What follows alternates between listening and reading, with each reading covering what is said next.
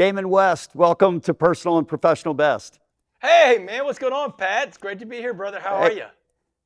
I'm doing great, and I am so excited to have you on our program, and I'm so excited for you to tell your story. But before you do, what is that one line that you shared the last time we were together? Because I want our audience to hear it. Oh, man, I know exactly what you're talking about. Pat, I tell people all the time, God no longer sets bushes on fire. He sets people on fire. And we I all get to love it. be those people when we want to burn in the light of what He can do, what only He can do.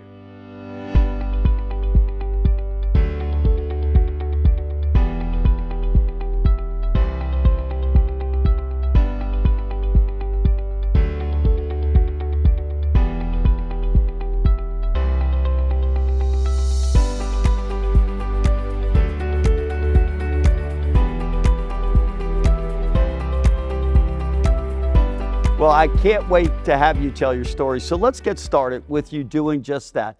Tell us your life story, BCB, before you became the coffee bean. I love that. I like the little twist on the VCB.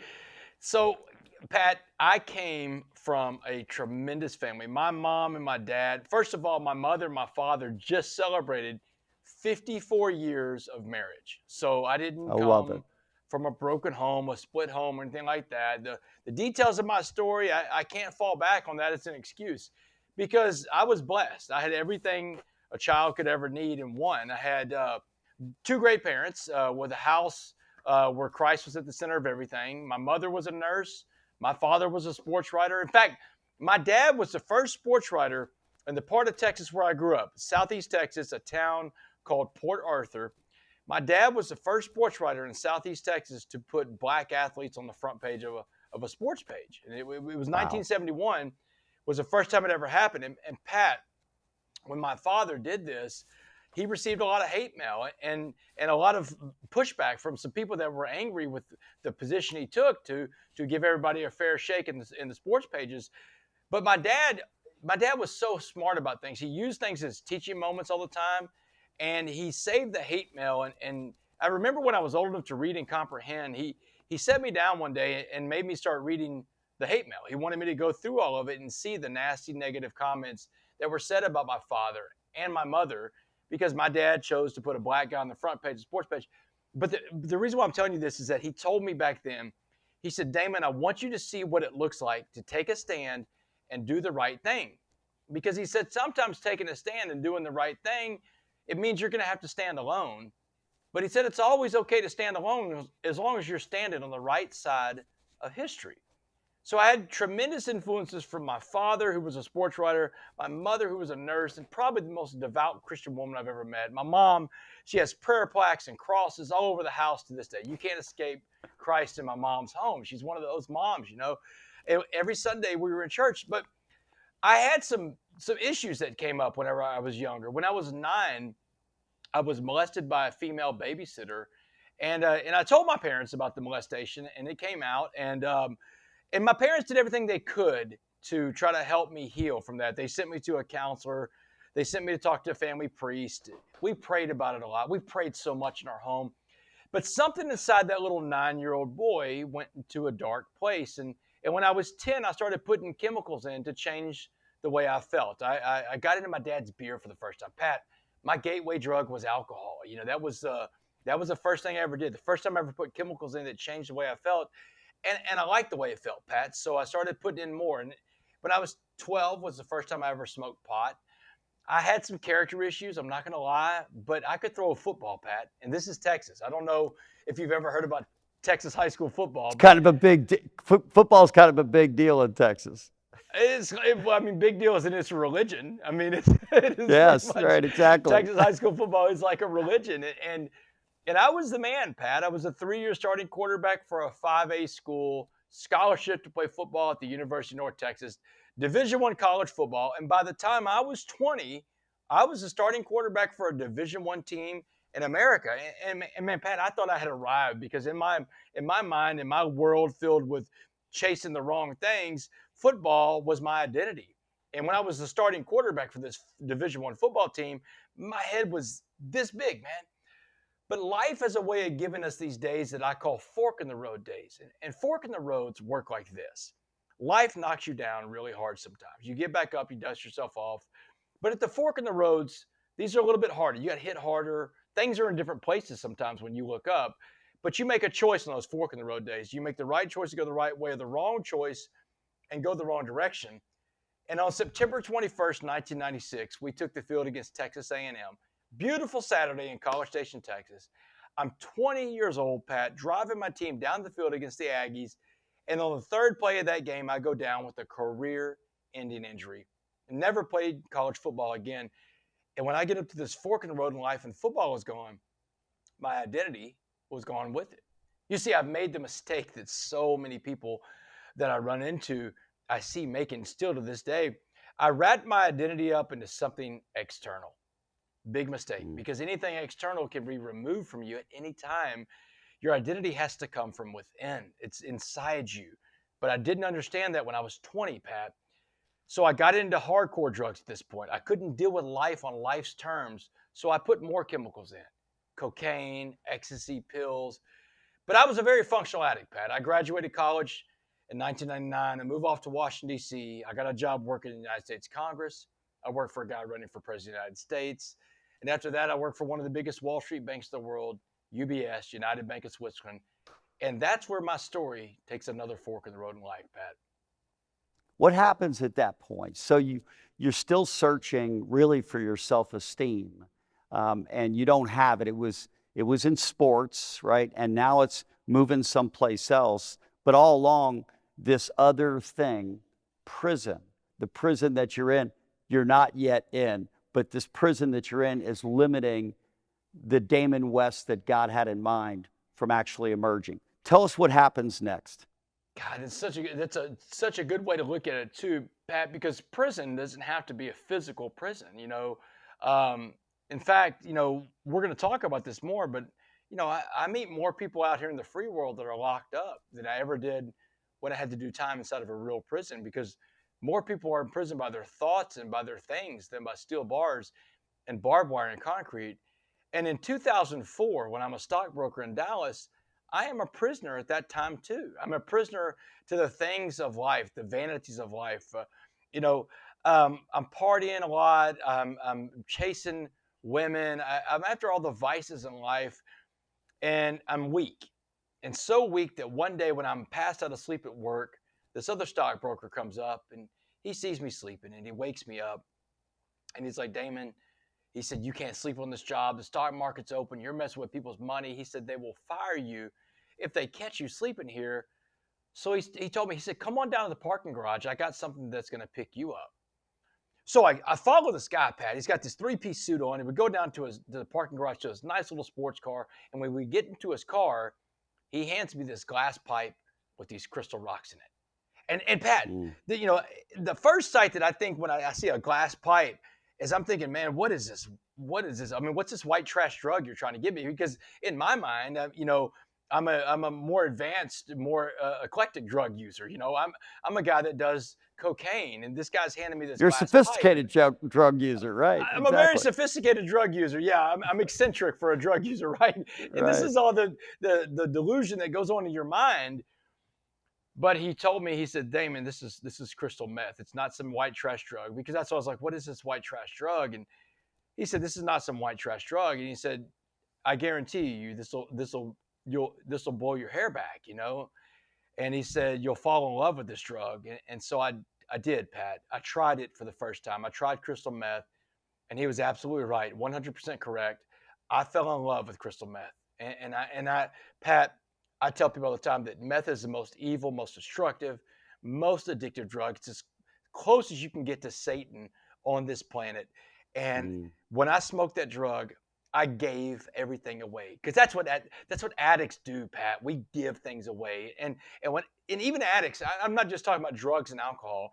An addict can be anybody that's addicted to anything, whether it's food, it's sex, it's money, sports, anything, right? Gambling. Sports, anything, the internet, Instagram, whatever it is that takes you away from the most important things in life. And here's the mindset of an addict in a nutshell, Pat. Addicts give up their goals to meet their behaviors. Mm. Normal people, focused people, driven people, successful people, faith-filled people give up behaviors to meet goals, not an addict. And that's what I am. Today I'm in a program recovery. Christ is at the center of my life. But if I'm in my addiction, I give things away. And I did. I gave away my job. I gave away my home. I gave away my sanity. I gave away my savings account. I gave away my family.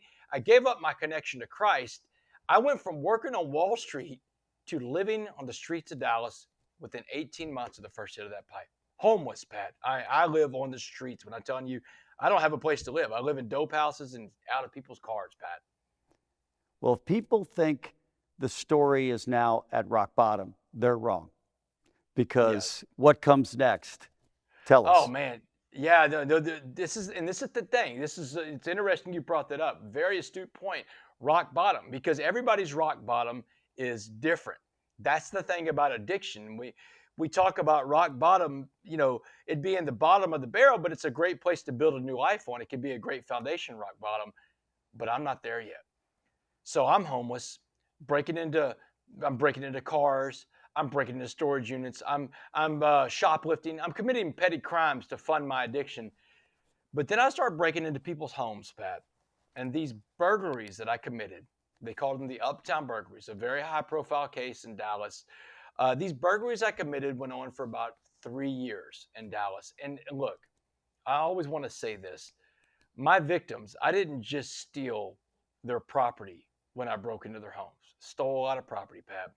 I stole something way more valuable from my victims. I stole their sense of security. And I don't know if my victims can ever get that back. They'll live with that for the rest of their lives. No one was ever physically hurt during the commission of my crimes. Nobody was ever home. No physical victims. No weapons were ever used. But after 3 years of committing property crimes against the people of Dallas, Texas, the Dallas SWAT team on July 30th, 2008, took me down in this dramatic SWAT team raid, Pat. I'm talking about flashbang grenade through the window. They're coming through the windows, or the doors blowing off the hinges. And when the smoke clears and my ears quit ringing, there's a cop standing over me, full SWAT riot gear, boot on my chest, barrel of an assault rifle in my eye socket, and his fingers over the trigger, and he is screaming at the top of his lungs, "Don't move, don't move." Pat, I screamed back at him, "Don't worry, don't worry. You got a gun in my eye, man." And these cops start flooding in, and one of them screams out loud, "We got him. We got the Uptown burglar." The Uptown burglar, Pat, that's a name I'll live with for the rest of my life. And I tell people all the time, July 30th, 2008, the day of that SWAT team raid, that wasn't just the day I was arrested, Pat. That was the day I was rescued. God got me out of a situation I couldn't get myself out of, and he sent his angels to do it. These blue angels. My angels in life, Pat, didn't have wings. They had assault rifles and shields. They had assault and rifles. Yeah, that's what my Well, you know angels what? had, Pat. Well, we often tell, Damon, on our program, our folks, that because everybody wants to be their very best. Everybody does. If you ask any human being, do you want to be your personal, professional best? The answer is yes. But most people are living significantly below what's possible for them. And we tell them, it doesn't matter where you are. Choose today to start making it different. And we're going to get to your choice here in a few minutes. You describe these policemen with a gun to your head as angels. Do you reflect, like when you look back now, that was like a blessing in your life? That is that moment when you wind up getting arrested for being that burglar in Dallas? Absolutely. Pat, not only do I see it as a blessing, I know now, looking back on it, that Jesus had this plan out the entire time, that I was not living a life that was up to the standards that, like you said, we all have this power inside us to be great when we're willing to live that way and make the right choices. But I wasn't living up to that. But I know that Christ said, you know what, I'm going to pull you out of this world because I've got a plan for you. And this is when it goes back to that very first statement I made, that God doesn't set bushes on fire anymore. That's a very Old Testament thing. God sets people on fire. And it's literally, I feel like Christ is pulling me out of that world with a dramatic SWAT team raid.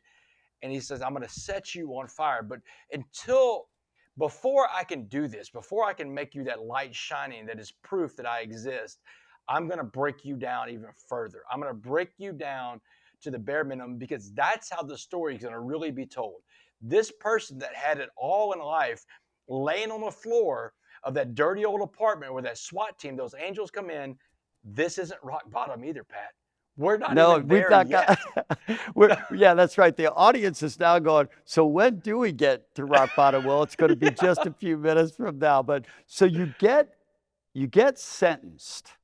Oh, Okay. man. And when I hear you talk about you robbed some houses, you stole security, I hear your pain for the folks that you affected. I so love hearing you say that, even though I know it's hard to say that.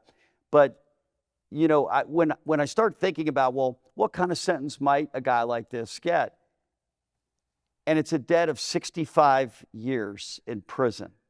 And Yeah. your mom and dad are understandably brokenhearted. I can't even imagine putting myself, because I have two children, in their shoes at that moment. What did your mom tell you, though, specifically after you were sentenced? Yeah, before I get to what my mom said after I was sentenced, I want to back up just a little bit and tell you what she said Please. before I got sentenced. Like, whenever I was in Dallas County Jail, and I'm telling you, I'm not at rock bottom yet in Dallas County Jail. When I call home to my parents and I have this conversation with them from jail, first of all, my dad answers the phone. They're 6 hours away. My dad is devastated. It's been on the news. It's a very high profile case. He sees it on the news. My mom takes the phone from my dad. My dad's in tears and he can't even talk. And my mom tells me, she's like, baby, your father can't talk right now. She said, but we need to have a serious conversation. We need to talk. And mind you, I'm in the first week of being arrested and being off the streets. I got 10 more months before I go to trial. So my mom is telling me, Damon, we love you unconditionally. She said, there's nothing you could ever do to make us not love you. She said, that was the deal we made with Christ when he loaned you to us. She said, do you understand that we love you unconditionally? And I was like, yeah, Mom, I got it. You love me unconditionally. And she said, good, baby, because we just gave you back to Christ. She said, there's nothing we can do for you more. She said, you are now a captive audience to Christ, and you better start listening to him. And then she asked me this question, Pat. She said, do you remember that prayer plaque that I had on your wall as a kid growing up? Now, remember, Pat, I've already told the audience, my mom had these prayer plaques and crosses all over the house. You can't escape them in my mom's home. But she's asking specifically about the one that was above my bed in my bedroom where I grew up. And I've been on this dope for 4 years. This is in 2008. My brain doesn't fire right, and my brain is fried at this point. And I'm like, Mom, what are you talking about? What prayer plaque? And she said, baby, it was footprints in the sand. She said, do you remember the story of footprints in the sand? And I was like, Mom, I don't know what you're talking about. So that night, my mother patiently and lovingly retold me the story of footprints in the sand about a guy walking on the beach with Christ. She said they're walking on the beach and they're watching a video of his life play out in the sky. And she said every time something good in that man's life happened, there were two sets of footprints walking side by side. Things are going well. But she said when bad things happened in this man's life, when there was pain, there was hurt, there was suffering, there was loss, when he loses his football career, the guy saw one set of footprints. And One set of she said footprints. finally the guy couldn't take it anymore, so he calls Christ out. He says, Christ, what's up, man? Every time something good in my life happens, man, you're walking with me side by side, but when the bad stuff happens, you always abandon me. Why do I see one set of footprints? Why do you abandon me? And my mom said, and Damon, that's when Christ looked at you and said, Damon, I didn't, whenever you saw one set of footprints, I didn't abandon you. I carried you. Boy, she started screaming at me. She's like, Damon, look down in that jail cell. She said, baby, there's only one set of footprints and they're not yours. She said, get on Christ's back. I don't want to lose my son.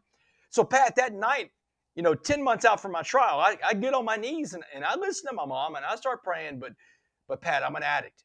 I'm in my disease of addiction. I'm not at rock bottom yet. I'm not in recovery. I'll tell you the prayer that I prayed every night. This is so embarrassing.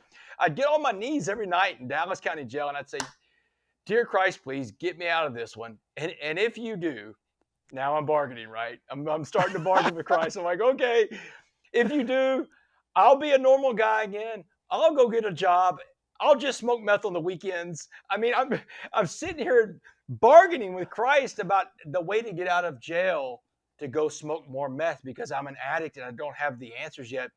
But on May 18th, 2009, 10 months after my arrest, I stood in front of my judge and my jury, literally a judge and a jury in a courtroom. And the trial lasted 6 days. 6 days is a long trial, Pat, for crimes that were non-aggravated. No one was even home. There were property crimes around meth, but the evidence of my guilt was so overwhelming. I did everything they said I did. The jury went to deliberate for 10 minutes on my sentence. 10 minutes, Pat. I mean, I don't know how much Law and Order you watch, but if a jury's gone for 10 minutes, it means they smoked you. It's not good for you, right? No, man. And when the judge read the sentence out loud, 65 years, it took my breath away. I heard my mother gasp in the front row, the sound only a mother can make when her son gets a life sentence in prison. And they whisked me out of the courtroom in handcuffs. I lock eyes with my mom on the way out the door. I'm like screaming at Mom, I'm sorry. They took me out there. They put me in this little side room. It's got a bulletproof glass, and they told me to wait. A few minutes later, they're bringing my mom and my dad in on the other side of the glass. They've decided to give my parents one last visit with me before I go to prison. They feel sorry for my parents because I just got life. So my mom has a conversation with me that day, and she gives me this ultimatum. She's telling me, she's reminding me of how I was raised. She said, debts in life demand to be paid, and you just got hit with one heck of a bill from the state of Texas. But you did the things they said you did, so you're going to have to go and pay Texas that debt. She said, you owe the state of Texas that debt, but you owe your father and I a debt too. She said, we gave you all the opportunities, love and support to be anything you wanted to be in life, and that's how you just repaid us. She said, this will never work, so here's the debt you're going to pay to us. When you go to prison, you will not get in one of these white hate groups, one of these Aryan Brotherhood type of gangs, because you're scared because now you're the minority in there. She said, it's not going to work. She said, you were never raised to be a racist. You're not going to start now. She said, you will not get any tattoos while you're inside that prison. I mean, and Pat, I show people my arms all the time. Almost 10 years in a maximum security prison, no tattoo, no ink on the skin. And Pat, she tells me that day, she says, no gangs, no tattoos. She said, you come back as the man we raised, or don't come back at all. And I'm stunned, Pat. I am floored. But she doesn't stop there. She says, you go to that prison, you get on Christ's back like we talked about with footprints in the sand, and you come back as the man we raised, or don't come back at all. She said, do you understand this debt you owe to us? I was like, yeah, Mom, I got it. But Pat, I had no clue I was going to pay that debt. I had no clue. Well, I'll tell you what, now we're about as close as you can get to rock bottom in a life. And I'm sure that folks, because when I first heard your story, I was hurting for you. I was hurting for your mom. I was hurting for your dad. I was hurting for everybody that had ever met you that knew that there was a really good-hearted guy inside Damon West. So you had Blue Angels. It seems like this Mr. Jackson fellow's another angel that shows up in your life. And sometimes we just miss them because I guess they don't have wings, right? But this guy, he gives you advice about how you can actually honor your mom by not joining a gang. And he gives you advice about how you can kind of survive prison. And he also lays the foundation that God was asking him to lay so that you could be a coffee bean. Tell us what happened. Yeah, man, Mr. Jackson. So this older black man in Dallas County Jail, he's been in and out of prison all of his life, career criminal. Most positive guy I've ever met, man. This guy had a smile on his face everywhere he went. You couldn't knock the smile off of Jackson's face. And every morning he'd come up to my cell, to my bunk. He'd pick me up like a ray of sunshine in a dark place. He was really, like you said, an angel. And I tell people all the time, Pat, in my life, God never just reached his hand down and put his hand on my head and said, hey, Damon, you're healed. That's not how it worked in my life. What God has done in my life, I can tell you for sure, is he's put people in my life. And when I was younger, these people were like my parents. They were like teachers. They were coaches. People in the community of Port Arthur, Texas that helped raise me. And as I got older, these people that God put on my path took different forms. One of them was a black Muslim man in Dallas County Jail named Mr. Jackson. And I tell people this all the time to illustrate the point that we have to be open and receptive to all of God's messengers, that God can use Absolutely. anybody to get through to us. And if you're closed-minded because your messenger doesn't look the form you think, or as you made it the point so eloquently, not all angels have wings. If we were looking for these angels to have wings, but some of our angels may be people of different faiths. They may be somebody that's totally different of us than society, but God can use anybody. And he sent that man to me in Dallas County Jail, just like he sent those SWAT team officers to pull me out of there. And Mr. Jackson explained to me that day, if you want to honor your mother and father, you want to keep that promise you made, and you want to turn this thing around without getting to a gang, here's what you have to understand. He told me prison was like a pot of boiling water. And he said, in a pot of boiling water, everything has changed. The heat, the pressure, it's so hot in that boiling water. And he said, let's put 3 things in this pot of boiling water and watch how they change: a carrot, an egg, and a coffee bean. And so he walks me through it. The carrot in the pot of boiling water goes in hard, but in minutes later, it becomes soft and mushy and weak. These are people that are beat down by life. The egg goes into the pot of boiling water, has a shell that protects it physically, but inside the shell, the soft liquid core, the egg's heart can become hardened. And he said, if your heart becomes hardened, you're incapable of giving or receiving love. And this happens to people in life. Sometimes we become the egg. But he said the coffee bean had the power to change the pot of boiling water into a pot of coffee. It was the only thing that could change the water. Everything else is changed by the water. Carrots are changed by the water. Eggs are changed by the water. He said, but the coffee bean was the only thing that will change water. He said it is the change agent. And he said the power was inside me, just like the power was inside the coffee bean, to change that pot of boiling water, to change that prison into a pot of coffee. And he's telling me there's tools that you can use to do this. Like your body language says so much. He's telling me that he said you either infect a room when you walk into it with your negative energy, or you affect a room with your positive energy. Infect versus affect. How do we affect the people around us? And he's telling me lessons like you don't have to win all your fights, but you do have to fight all your fights. A huge lesson in life too, Pat, because that says that some days we're going to win and some days we're going to lose. And he's telling me this fighting you're going to have to do in prison to earn your respect in there, you're going to lose most of these fights, but don't even worry about that. Just get up and keep fighting. And the last thing this man ever says to me before I go to prison, the last words this man ever said to me on earth, he said, West, go out there and go be a coffee bean. Be a coffee bean. It was the message that got me through. And it was, Pat, I went through so much of a transformation. You go from May 18th, 2009, the day the jury sentenced me to life in prison. I came back that night to my pod where I was living in Dallas County Jail. And that's the time when I got into the shower. I started crying in the shower the night of my conviction. And I screamed out aloud to Jesus, take me back, please. And man, waiting there with open arms, it's Jesus saying, come on, Damon, I got you. Get on my back. And then I meet this man, this Mr. Jackson, that gives me this message, which I consider that message to come from Christ. It's a very biblical message to me, too, because it's something I can wrap my brain around. It's a combination of the power of the mustard seed, the smallest of the 3 things, the power of the mustard seed, or the kingdom of Christ, the power of Christ is within us.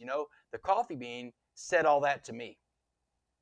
It's so interesting, listen, because when I first heard your story, the coffee bean to me for my life reminded me of the mission of our organization, which is to serve others before self. Whatever people's denominations or beliefs or non-beliefs, I've always believed that if you live your life in the service of other people, if you live your life loving on other people, if you live your life not judging on people, but investing in them in any way that you possibly can, no matter what they do back in return, first of all, you just met the criteria that is Christian without stepping into a building or claiming a denomination or any of those other things. And I think when I listened to the coffee bean, the concept, I just thought you basically were given advice by a Muslim man who told you that if you infect others with a certain spirit and a certain service and a certain love, even those that are in prison can be affected by what you do. And so often in business, people say, I'm in a service business, but when you meet them, they're not nice and they're not really fully invested in you. So I loved it. That is the concept of it then. and I will love it until the day I am no more, because it is absolutely powerful. And the idea that you now have reached that point where you have a 65-year prison sentence, and you actually have just now had a seed planted in your life, a coffee bean seed in your life that is going to change your life. But before we get to that, tell me about the first day. I'm nervous right now thinking about it, but tell me about your first day in prison. Man, and Jackson told me, he told me what to expect, Pat. He said, listen. And he was telling me everything in prison is about race, that all the gangs are divided by race. And because I was a white guy, the white gangs would come after me first, and I'd have to fight them off. Then I'd have to fight the black gangs. And if I survived that, I'd be able to walk alone. I'd be able to do this walk in prison alone. And he's telling me the strongest man in prison always walks alone. But he told me, he said, when you walk into that life sentence building, when they let you into the door the first day, do not run to your bunk like the guys that are scared. He said, put your bags down, put your back against the wall, and just let it happen. And Pat, I'm like on the edge of my seat. I'm like, man, let what happen? What are you talking about? And he said, your heart check. Your heart check is the most important fight in prison, Pat. It's when they come in, they check to see if your heart is pumping. That's basically what they want to see, if you're pumping blood, if you're alive, if you're going to defend yourself. And he said the first guy that's going to come up to you is going to be a white guy because you're white. He's not going to hurt you. He's an information gatherer. He's a scout. He's going to want to know what gang you want to be a part of. Get him out of your face. Get ready, because the second guy that comes up, he's not coming to talk to you. He is coming to hurt you. He is an enforcer. And he said, when this guy gets within range of you, go ahead and put your fist in his mouth. He said, just hit him as hard as you can. Get it out of the way. He said, you're going to be freaked out. You're going to be scared to death. But just trust me. Just punch him as hard as you can. So I walk into prison. I've got a mattress under one arm. I got a couple bags of property. They let me in the sally port, and then they close the door behind me. And there I am on the pod in the life sentence building. Everybody's got life on this. There's 432 people in this building. Everybody's a lifer. And I mean, I am in there. It is the hardest part of prison. And I look around this giant room, tiers of cells. Everybody's hanging out screaming. But as soon as they heard the door slam, they looked up, they see this new guy. The volume dropped to 0 in the room. You can hear a pin drop in there. And everybody's staring at the new guy that just walked in. And man, I am freaked out. That's a lot of eyeballs on you, man. It's like the worst first day of school you can even imagine. And I'm ready to make a run for it, man. I'm looking for my cell. But my cell, 45 cell, is on the 3rd tier up by the showers. It's the furthest cell from the door. So, Pat, I realized that I wasn't going to make it. So I put my bags down. I put my back against the wall, and I waited. Didn't take but a few minutes. I mean, here he comes. Little bitty white guy, just like Jackson said. And he's tatted up from head to toe. He's got tattoos on his eyelids even. He's just gross, and he just gets up in my face, and he's like, hey, white boy. He said, what family are you going to ride with, white boy? They call gangs families in prison. A gang isn't a family. We know that. But he says, what gang are you going to ride with, white boy? And I'm like, man, get out of my face, man. I'm riding with God. I was like, I'm riding with God. I'm here with God. He laughed at me, Pat. He said, God isn't here, white boy, because we kicked him out a long time ago. But we're here, and we're coming to get you. Pat, he takes off running up the stairwell on the right side. And I'm sitting there freaking out. I'm like, man, what am I going to do? I just wish anybody was there to talk to. Mr. Jackson, someone, my mom and my dad. I didn't have long to wait, because coming down the 3rd tier, biggest white guy I've ever seen in my life. This guy's huge, massive skinhead, just huge muscles and veins ripping out of his shirt. He's coming down the stairwell on the right side. I get a good look at him, a head up. He's just this big, massive skinhead guy with a swastika all around the top of his skull, just tattooed up there. And Pat, he gets within range of me, and I remember what Jackson said, and I hit him as hard as I can in the mouth. I mean, I give him everything I've got. And man, 20 seconds later, this fight is over. He has me on the ground. He beats me from one side of the day room to the other, Pat. And I mean, my hit didn't even faze this guy. And imagine that, Pat. You hit somebody with everything you got, and it doesn't even faze them. And they just beat you down in that day room. And Pat, that was day 1 of my life sentence. And that went on for the next 2 months. Yeah, 65 years is a long time. So to the extent that that's like the first exchange, you look pretty good, by the way, for having gone through that whole experience. Seriously. I know people your age that don't look nearly as good. So you must have You must have found the way to make the coffee bean work. Tell us how that worked in prison. So you graduate from, I'm not getting into a gang or a family. How did you graduate to be the coffee bean to where it was okay? So I learned a lot about adversity, and I learned a lot about the way your thinking matters. There's two things really that I picked up about adversity in the first 2 months of prison. I learned that adversity is never as bad as you think it's going to be, and that you're always capable of way more than you think you are. But as a human being, I can use an I statement here. I know that I have in life, I have let overthinking get in the way of overcoming so many times in my life.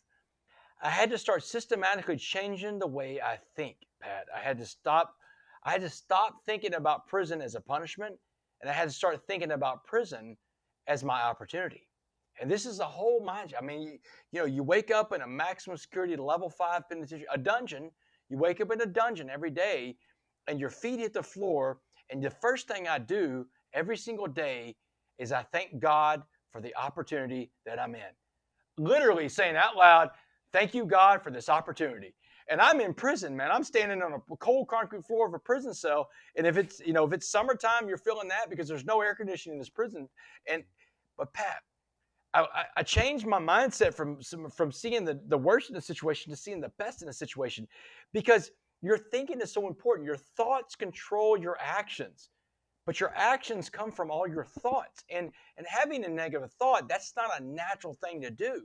We all have this thing inside us that we want to be positive, but somewhere along the way, it happens when we're children. I think sometimes we get away from that. The further away we get away from when we were last with Christ, when we were with him as a soul, we become less receptive to positivity. And so I had to try to find a way to create positivity in that world, that dark, dark world that I was in. But Pat, I found out it worked. And when I became the coffee bean in there, other people sought me out. They were positive. And Jackson told me that would happen. He said, if you walk around prison with this negative disposition, you'll attract other negative people.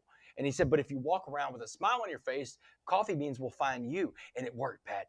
They started finding me. And before you know it, I was finding coffee beans all over the place in that prison. And Jackson told me, he said, if you want to find out where a lot of the coffee beans are hanging out, he said, get down to the chapel. Coffee beans love the chapel.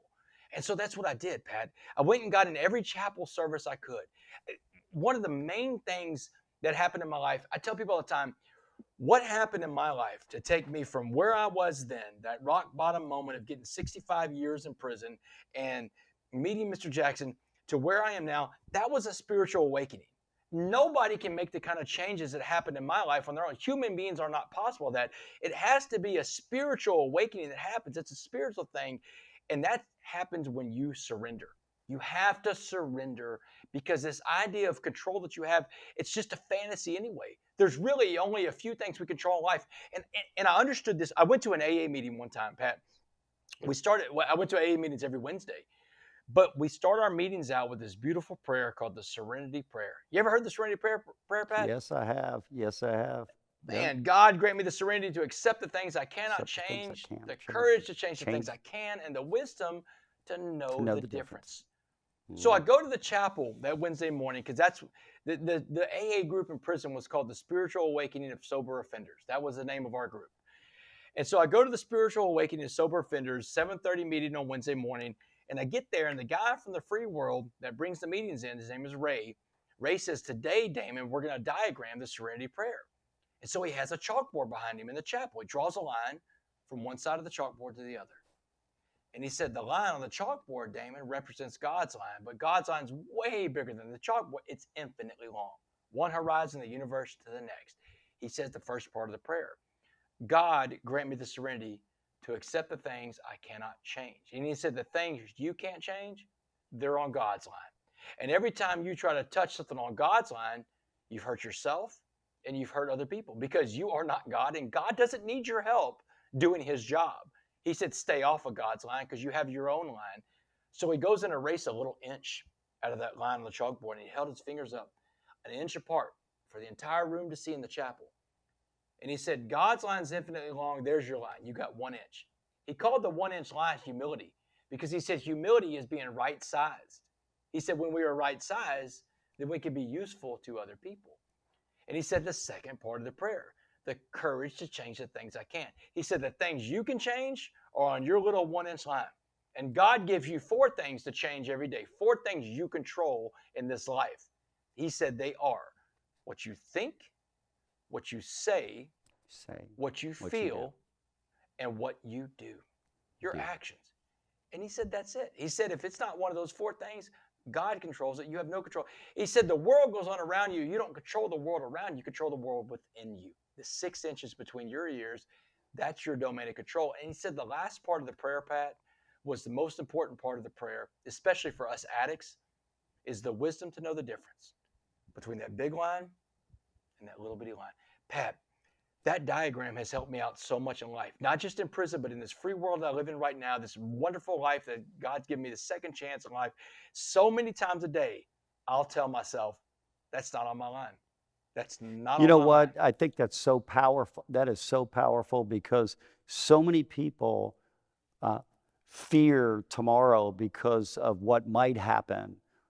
Or what they don't want to have happen, right? They want something to happen and it might not happen, or they don't want something to happen and they think it might happen. It leads to worry, anxiety, and fretting. And really what it is trying to control things in life that are in God's hands. And he's very good at doing his job. Us knowing what we get to control, and you just hit it perfectly, the things that we do, the things that we think, the things that we say, and the things that we feel. And if we could stay focused on just getting those things right, we can be a coffee bean. 65-year sentence. You're out in 7 years. How did that happen? Man, it's a God thing. This is like, you talk about all the different God things, and you know, looking back, I'm telling the story. It's like, I'm telling you, when that SWAT team came in, I didn't see it that day, but you know, man plans and God laughs. And so this, 7 years and 3 months, I come up for parole in the state of Texas. If you don't have crimes that are aggravated, meaning that no one was physically hurt, no weapons were ever used, you can be eligible for parole in a shorter amount of time. And that's what my life sentence was, a non-aggravated life sentence. And Pat, I just want to touch on what you said just now before I get into how I got out. But you hit the nail on the head when you talked about when you can focus on the things you control, what you think, what you say, what you feel, and what you do. That's when you become that coffee bean. And here's why. Because now it's the proper use of your time. Your time, Pat. The most precious resource in the world. Once this stuff is gone, it's gone for good. And all the money in the world won't buy you a second of this stuff, man. This stuff is precious. And when you try to control things you don't control, you waste that precious time. And man, that's the thing. When I got to a mode in prison, when I finally accepted these 4 things of what I control, my time was used. I was doing time, but I was doing time in an appropriate way. I was making the most of my time that I was doing inside that prison. And I learned how to pray when I got in that program recovery. And I say the same prayer today that I learned when I was in prison. And it's this, Pat. I ask Christ for 2 things every morning. And I really try hard not to even bother him the rest of the day because I know he's got a lot of stuff going on. But I get on my knees in the morning. I say, hey, Christ, put in front of me what you need me to do today for you. And let me recognize that when I see it, because I don't want to miss that thing. Amen. That's it. I think what you just said, we often tell folks that most people are living their life trying to get stuff. They're trying to get what they think they want.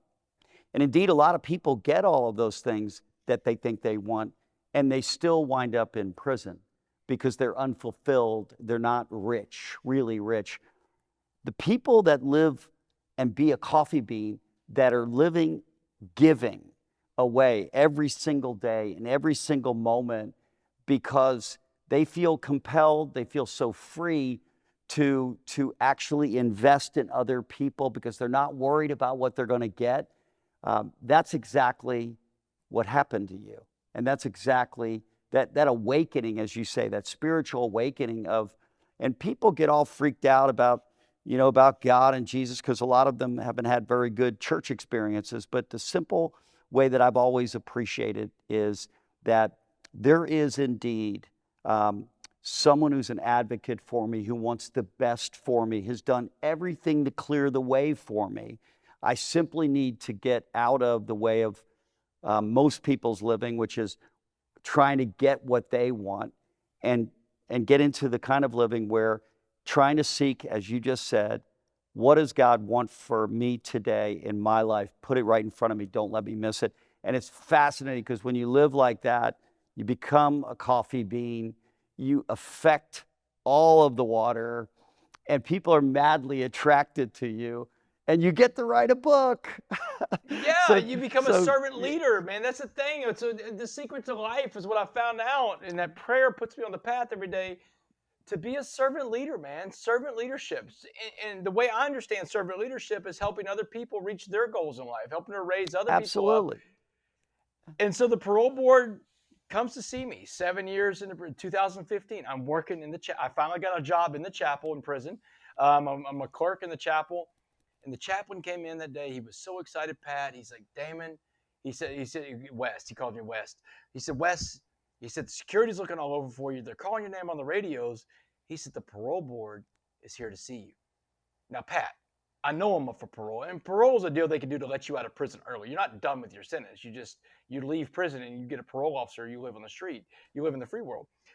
I know I'm up for parole, but I don't think I can make parole. My family doesn't think I can make parole. Not 7 years, maybe 10 or 15 years. Yeah, I can go home. But just because I'm up for parole doesn't mean anything about making parole. But I quit worrying a long time ago about things I do not control. And I went down to the parole office and I had a smile on my face, because that's what coffee beans do. We smile everywhere we go. And the lady for parole brings me in and she interviews me and she's like, Mr. West, we don't see people like you come through our system. She said, you had it all. You had everything in life, every advantage and every privilege and every opportunity, but you blew through all of that. You became a drug addict and a criminal and a thief and a jury. A jury gave you life in prison. She said, but instead of letting that life sentence define you, she said, you changed yourself inside this prison. She said, but you changed the entire prison around you. She said, we noticed that. One man could change an entire prison. She said, so I have one question for you for this parole hearing. Here it is, Pat. One question test decides whether or not I go home or stay in prison longer. She said, if you could be remembered for being anything in life, anything at all, she said, I want you to tell me what that would be in just one word. Go. Man, Pat, I breathed out and I relaxed, because that's an easy question for a coffee bean to answer. I fired her answer back at her just that quick, and I said, ma'am, useful.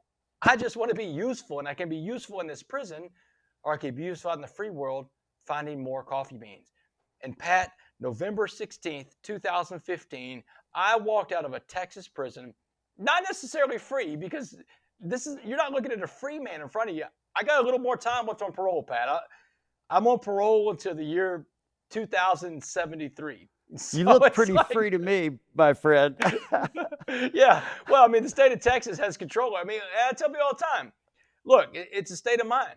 Every month, I see my parole officer, I pee in a cup, I pay my fines. If I want to leave the state of Texas to work, which I'm speaking on the road a ton, I have to get permission from the state of Texas.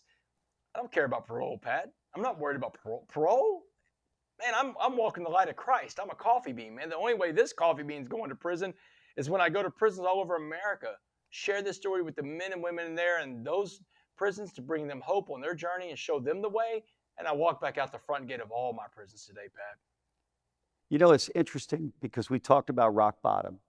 And when you got to rock bottom, and most people do this in life, even if they're not believers, when things get really bad, something really bad happens in life, they get to a really bad place, they usually do go to their knees and pray at that point, even if they're not regular churchgoers, don't really know Christ the way that you do or the way that I do. But when you got to rock bottom, you kind of settled the debt. But it was settling the debt not just with the state of Texas. You settled with God at that point, surrendered yourself to Him. And now it's just this magnificent story, which really is so much bigger than just the prison event and the coffee bean. It's really just reminding everyone that if they live a life in the service of others, instead of focusing in on everything they can get for themselves, they can give themselves away. And that can be absolutely mind-blowing, the outcome, which yours has been. How did you write the coffee bean? Now, what's up with that? I mean, all of a sudden now we've got a guy who is out of prison, okay, made it through because he was the coffee bean. Arguably, that's why they let you out, to go change the world. So what happens to get you to be an author, and a best-selling author at that, Damon? I can tell you the day that this comes down to, it was January 12th of 2017. I'd been out of prison 14 months.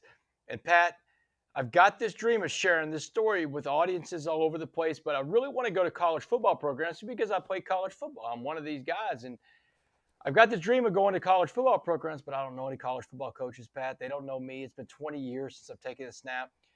But a buddy in Houston invited me to the Bear Bryant Coach of the Year Awards show on January 12th, 2017. It was being held in Houston, Texas. The 8 best coaches in America are in that room. And he sneaks me in the door, and I get there, and I meet all these coaches, and I'm shaking their hands, and every coach I meet slams a door in my face. Man, my elevator pitch is terrible. They're all saying no. In 1 hour, 7 of the 8 coaches in that room have already told me no. I mean, I am in the corner, licking my wounds, feeling sorry for myself. And the voice in my head, Pat, is telling me, go home. It's over. It didn't happen. This dream is not coming true. Get over it. But you know what I quit doing a long time ago, Pat, is listening to myself. Man, I don't listen to myself. That voice can say all kinds of crazy things. And you don't really know whose voice that is in your head sometimes. I talked to myself, Pat, and I told myself, you're not leaving until that guy tells you no. That last coach, he's going to tell you no to your face, and then you go home. So I stalked Dabo Swinney around that room that night.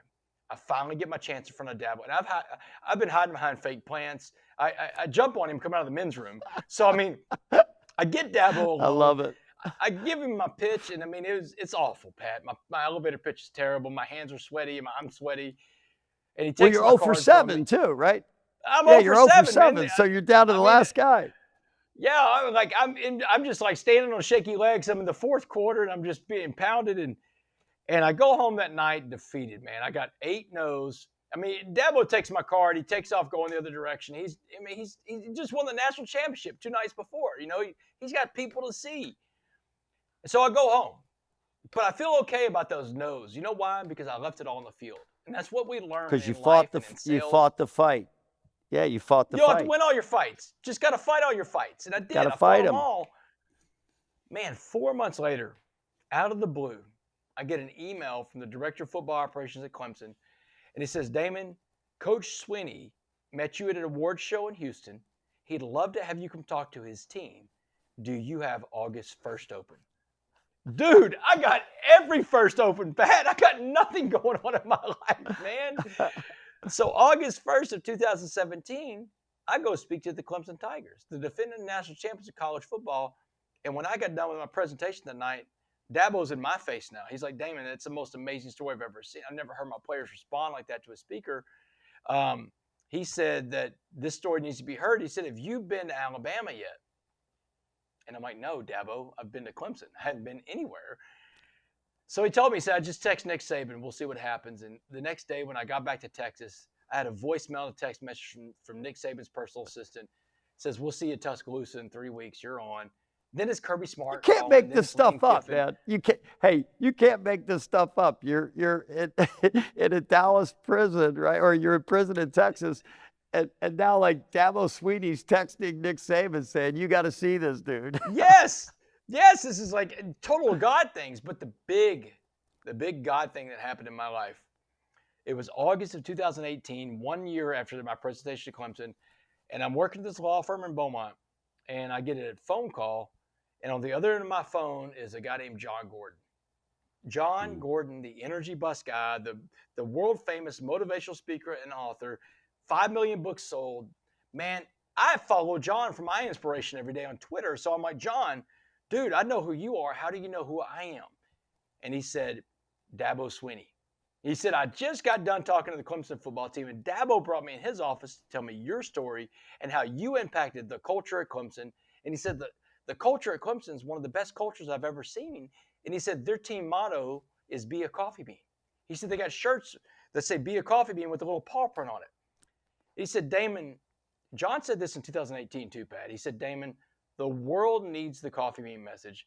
Let's deliver it to the world. Will you write a book with me? We'll call it The Coffee Bean. And Pat, my answer to John was, John, you go write the book yourself. You're John Gordon. You don't need me to do it. Oh my God, Pat. Thank God John Gordon is one of the most respectable men I've ever met in my life. What an He's a amazing great servant leader of a dude. man. Oh Yep. man. And he said, no, Damon. He said, no. He said, slow down. He said, God told me to call you for us to write this book together. He said, I've already seen what the cover looks like, and your name is on it. Let's listen to God. Let's be obedient. Let's write this book. And Pat, I was so glad that I was obedient to Christ because we wrote that book. It came out the next summer, and it became a bestseller, not just here, but worldwide. It's got a global publishing deal. It's in every language in the world: Chinese, Spanish, Arabic, French, Italian, Well, it German, should Korean. be because it's a transcendent message. It's a message for history to be reminded that it doesn't matter where you are.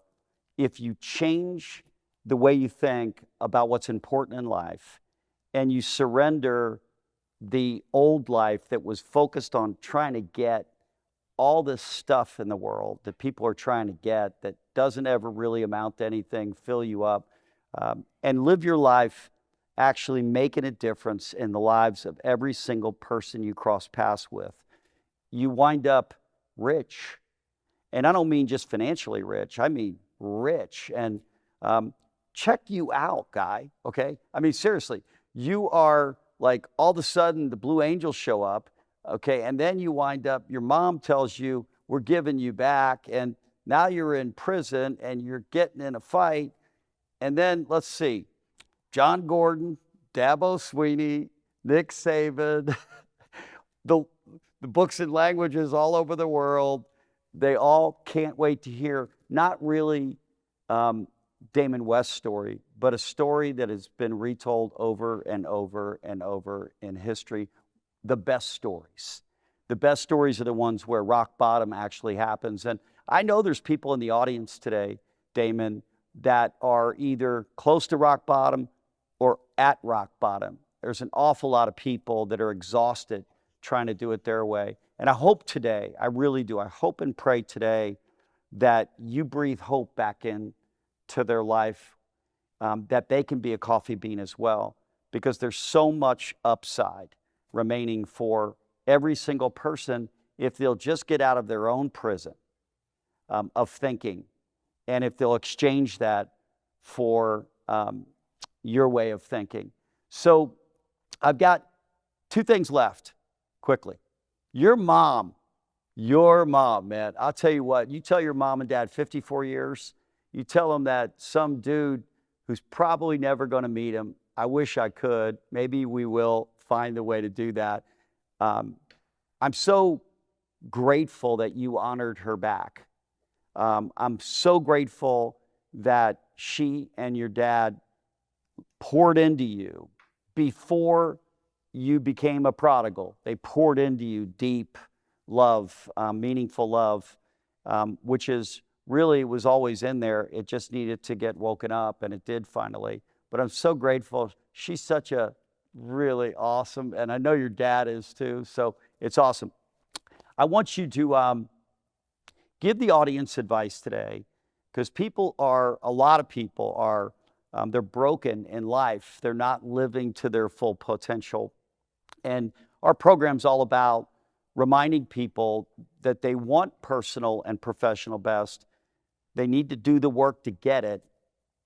But I love when I get to talk to people like you who have climbed the mountain, come out of, their own prison to get to a place that's awesome.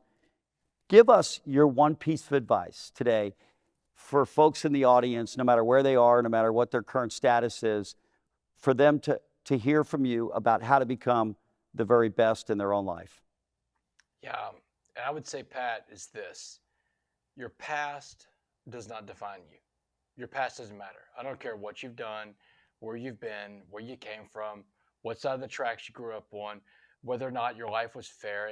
And life's not always fair. And in my case, I would say, thank God it's not fair, because I probably deserve to still be in prison for the things I did. But your past does not define you.